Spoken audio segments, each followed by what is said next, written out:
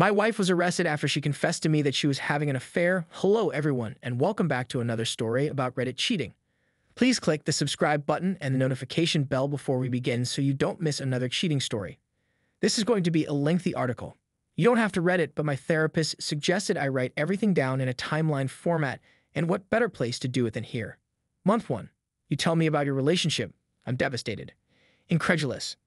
This would not be done to me by my great, amazing wife, mother of my child, and another on the way. You express your disconnection from reality by saying, I feel separated from reality. I'd like to spend some time with you and work on things. I can't imagine not having you in my life. Of course, I forgive you. I, too, want to sort things out.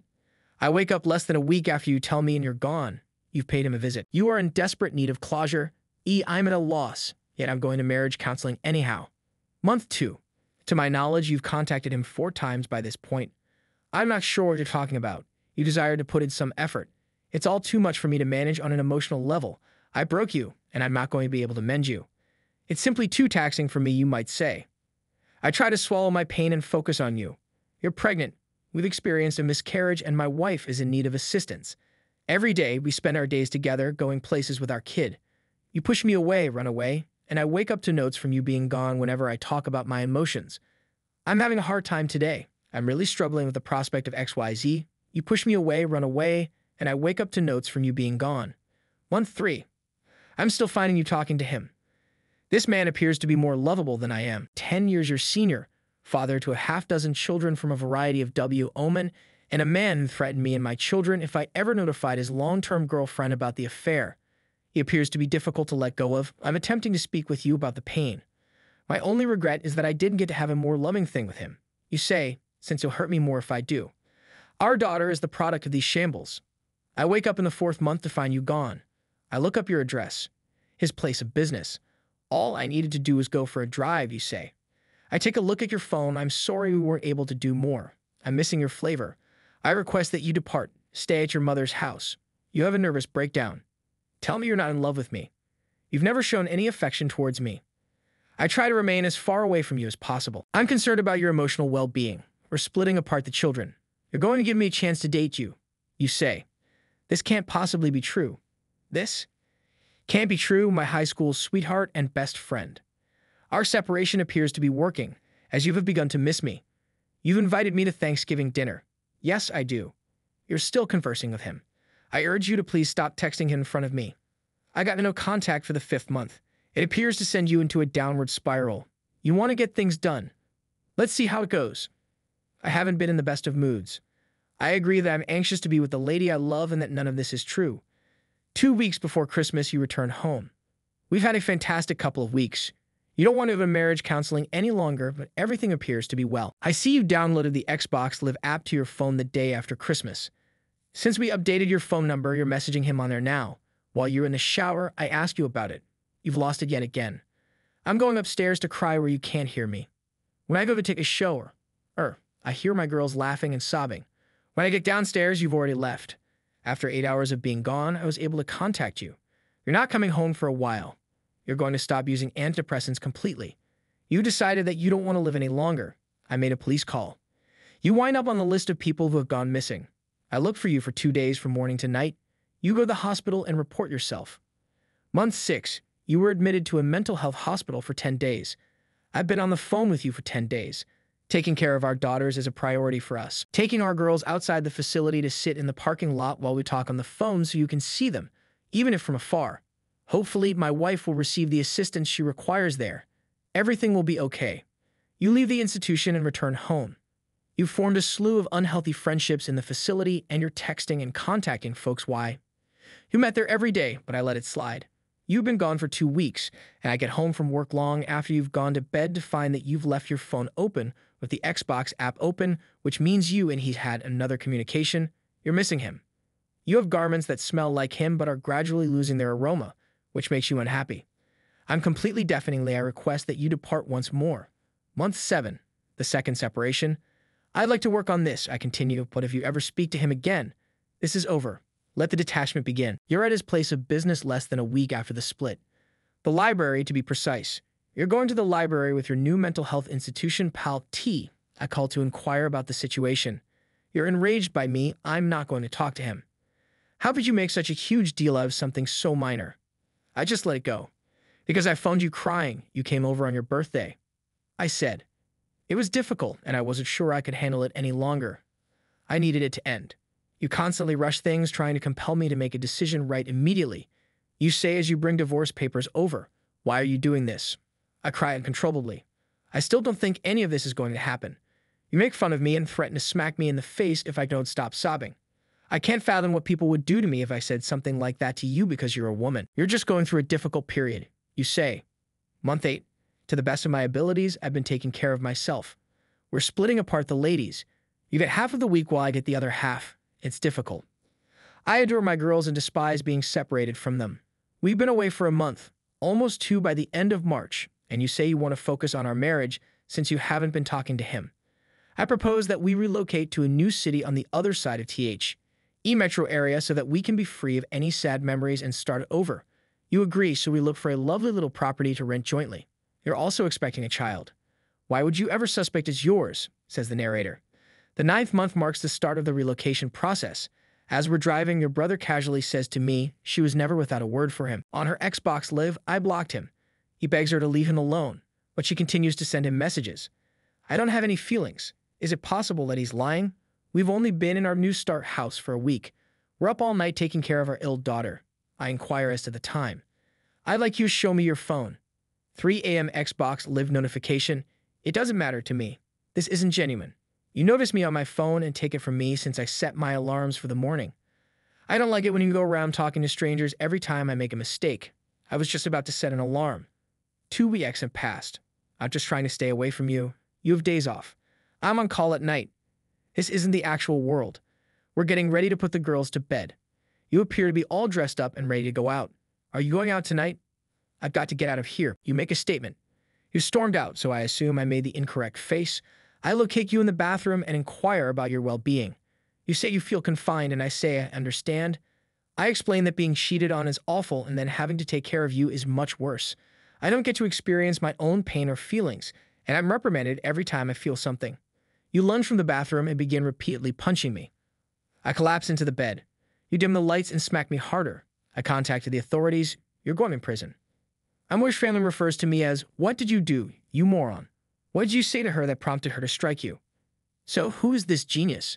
I teach your responsibility that she's in jail. I can't help but cry, but eventually I lay everything out and war back. Of course, my mother-in-law never mentions the horrible things she said to me. Instead, she tells everyone that I yelled at her. My wife has been released from prison. The trial is scheduled for next month. I'm still convinced you have a mental health condition. That's the only way this year makes sense in comparison to the previous decade. I discovered her sobbing in the closet. I inquired as to what was wrong. You never expressed regret for calling the cops on me. I'm taken aback. She doesn't give a damn about me. She's cheated on me, verbally and emotionally tortured me for about a year, and now she's physically beaten me, and she's sobbing because I haven't apologized for putting her in jail. I spoke with an attorney about a month ago that want me to take everything you own and demand that you pay alimony, child support, and other expenses. I don't want any of IT. All I want is for this to end. I adore my wife, or at least who I imagined her to be. I want to do everything I can to provide for my 2 little daughters, but I can't keep ignoring this. She doesn't give a damn about me. She's told me again and over that she doesn't love me. She doesn't bother pretending to say it any longer. A large tattooed man who is being annihilated by a little chick. My wife, my family, the only thing I've ever desired in life, you know that's all I want, and you hold it hostage over me. I don't want to divorce you, but you've never apologized, never stopped cheating, gaslighted, shifted blame, and never once shown genuine concern. Please help me. I'm in the abyss. Edit. It's only been 5 minutes since I posted, and I've already been demoted to hell. I'm sure you all think I'm a knucklehead. You're probably correct. It's difficult to accept that the woman you've loved for a decade is a monster. Give me a break. I didn't expect to get slammed so quickly on a support group forum for being upfront about being torn apart by someone you want to trust. Edit 2. I've read as many of the responses as possible. I'll attempt to respond to a lot of you, and I appreciate the support of the PM as well. I sat down with her last night and went over the divorce paperwork and began filling them out. I'm sticking to my guns, and if she won't do it amicably, which I'm confident she won't, I'm going back to work as a lawyer. Many people will tell you to simply go to the lawyer right now, but to be honest, I'm broke. and the 3,500 retainer alone is a bit out of my price range. My wife is a shopaholic, and we spent $10,000 on marriage counseling during COVID. Not to mention that COVID has had a significant impact on my work. Here is the second story. I gave many chances to a cheating wife, but all I got was this. To provide some context, my wife, 28F, and I, 28M, have been married for 13 years. We began dating when we were about 16 years old, never split up, and married 3 years ago. Everyone expected us to get married when we were younger because we had the kind of connection that others envied. Things began to shift between us about 1.5 to 2 years ago.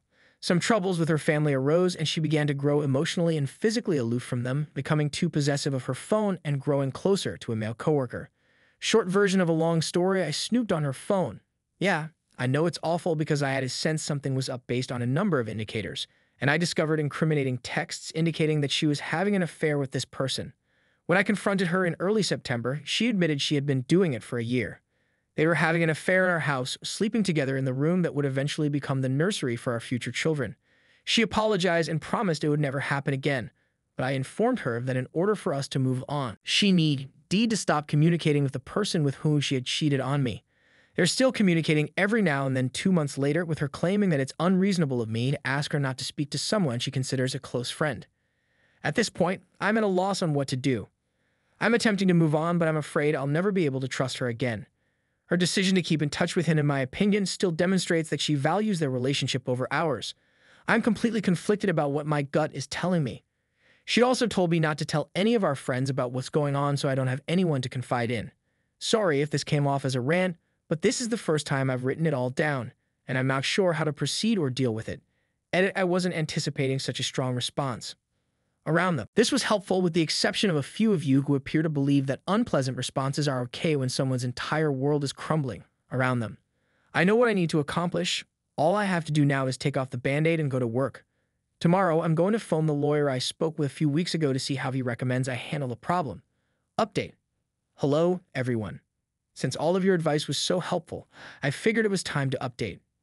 I called my lawyer, told my parents and a few close friends what was going on, and told my wife that I wanted a divorce after posting here a little over a month ago and reading all of your suggestions.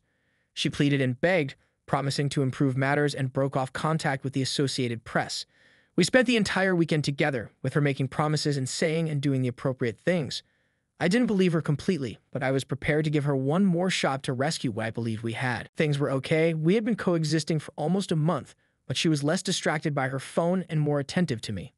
So, when she handed me her phone 2 weekends ago to show me something, I cautiously scrolled up on her open applications, and there she was on Instagram talking to her AP. I flicked out, and she assured me that he had just messaged her, and she had told him that she was unable to speak. As I read their communication, they were discussing what they were going to do that night, which was obviously incorrect. I was duped, lied to, and deceived once more. She said she'd ban him eventually, but she wanted to say goodbye because he was a buddy. I told her that was inexcusable and that she needed to break off all contact with him and block him right away, which she agreed to do. I asked her if she had blocked him 2 days later, and she said she hadn't. The long story has come to an end. I told her immediately that we were getting divorced and that we could either go through mediation if she agreed to what I wanted, or I could hire a lawyer and get what I wanted regardless. We are about to start the mediation process after she agreed to it. It took me a long time to get there, maybe longer than it should have, but I finally have enough respect for myself to stop this and go find the happiness I deserve. She continues to try to make me feel guilty about everything, blaming me to some extent, and tells me what a terrible predicament I am putting her in, but I remind her that it was her actions, not mine, that caused this, and that she must live with the consequences of her actions. Along with the rest of my family, I started informing more friends about what happened. This is not how I had imagined my life to turn out, but I am confident that it is a blessing in disguise and that I will find someone who truly makes me happy. Here are some of our community's best comments. That's just outright nefarious and filthy, appeals to me. However, we agreed to consult with a lawyer. I need to make sure that burnt ground doesn't also burn the OP arse.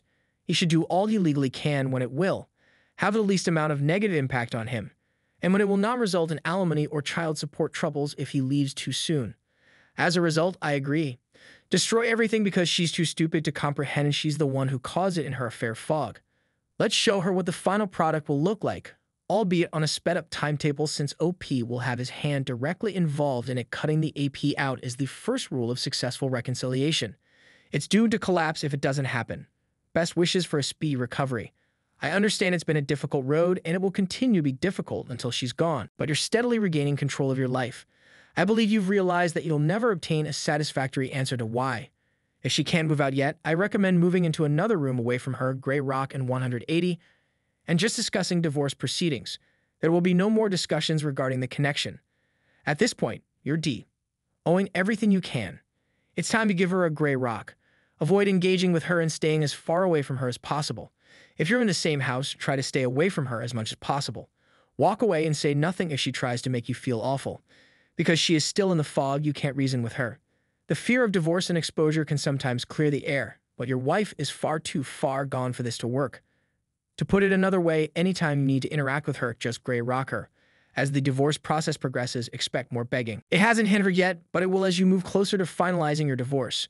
Is the other guy we're talking about married? If that's the case, inform his wife as well. Honestly, it's just a very perplexing scenario. I was torn between my sentiments about it, how I felt about her and our relationship, and a slew of other issues. Much of the reconciliation was simply me being perplexed and lacking the confidence I required to put an end to it. It's difficult to describe without being in the circumstance, and I understand that it doesn't seem reasonable.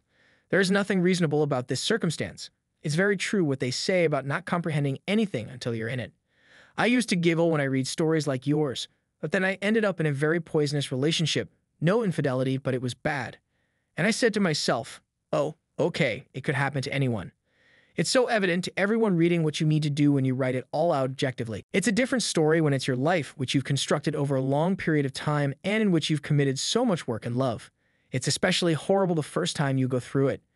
Then you learn and reflect on what was going through your mind and you're more prepared for the future. I'm glad you finally found your self-respect and reached that breaking point up. It's a shame things had to become so. Awful for you to get there, but you'll emerge stronger and more confident than you were with her. Well, you did make the right decision in the end, but only after dismissing the majority of the advice you received. If you had listened, you could have avoided the latest round of lies and nonsense. Your STBX did exactly what you were informed she would do a month ago. Best wishes. I'll be astonished if she doesn't sabotage the mediation and launch a full-fledged war. She is a manipulative individual who has no regard for you. She expects you to continue in the same pattern as you have in the past and not stand up to her. Thank you for watching, and remember to subscribe and turn on the notification bell if you want to hear about any future cheating stories. There will be more in the future. Check our channel or the description for the latest information on this subject.